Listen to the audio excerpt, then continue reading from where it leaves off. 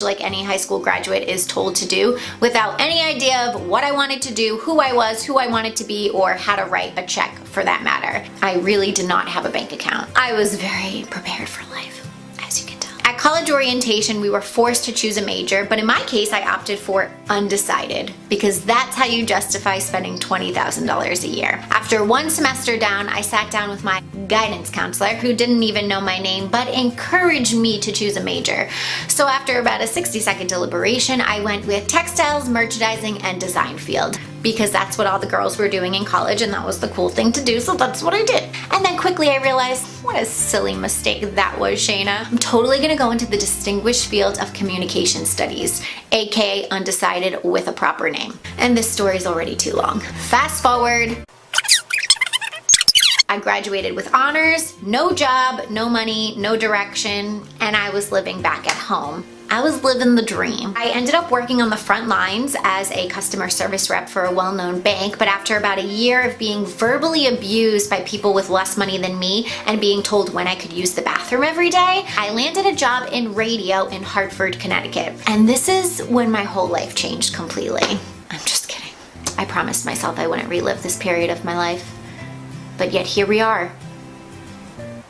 I was very unhappy at that job and where I was in my life back then, but I did learn a lot. I learned all the things I didn't want, and I had a really big wake-up call, and that was I was not living up to my full potential. And I'd probably never live in Connecticut, ever. I'm not saying it's a bad place, I'm just saying it wasn't for me. After 9 months of being there, I woke up one day and I just couldn't do it anymore. Emotionally, mentally, physically, I couldn't do it. So I quit without a plan, because that is what brave, intuitive people do. Or idiots, you can decide. The only thing I knew for sure was that I was not gonna jump into a quote-unquote real job until I found what I was looking for, and that was my purpose and my passion in life. So I moved out to Boston to nanny for a little bit to pay the bills. At first, I got so caught up in making money that I really pushed my mission aside. And then after about 9 months of being there, I had an opportunity to move out to LA. I took it to see my mission through once and for all. And so my life began on the West Coast. The first year was messy. It's probably an understatement. It was messy. I was kind of an emotional wreck. I remember thinking, what the hell did I just do? I had lost my old identity, but I hadn't yet found my new one, so I was in this really weird, difficult place of nothingness, but it forced me and it motivated me to go on this self-discovery quest. So I read a ton of self-help books that really became my personal guide, and I devoted all of my time and energy into bettering myself and becoming who I really wanted to be out in the world. Rich and famous.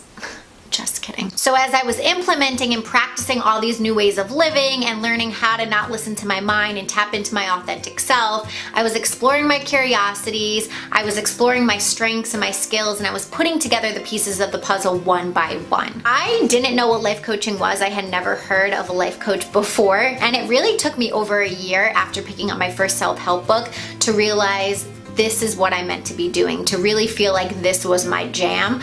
And that's when I enrolled in Martha Beck's coach training program, where I became a certified life coach. I'll put some details in the description box below. And then I went on to complete a second program with one of Martha's master coaches, where I received my second certification. My work is far from done as I navigate through the big world of self-help, but it feels like a huge breath of fresh air for me. I really went from being this lost rule follower to becoming this person that's full of knowledge and passion and full of freedom. And it was clear to me that this was my life's work, to help other people, especially younger people, become the person that they're proud to be and live a life that they're genuinely happy to live.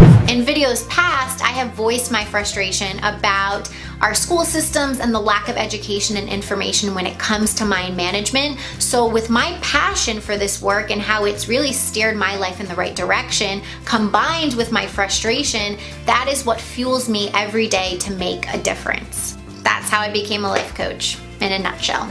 That's it for today, guys. If you liked my story, make sure you give this video a thumbs up.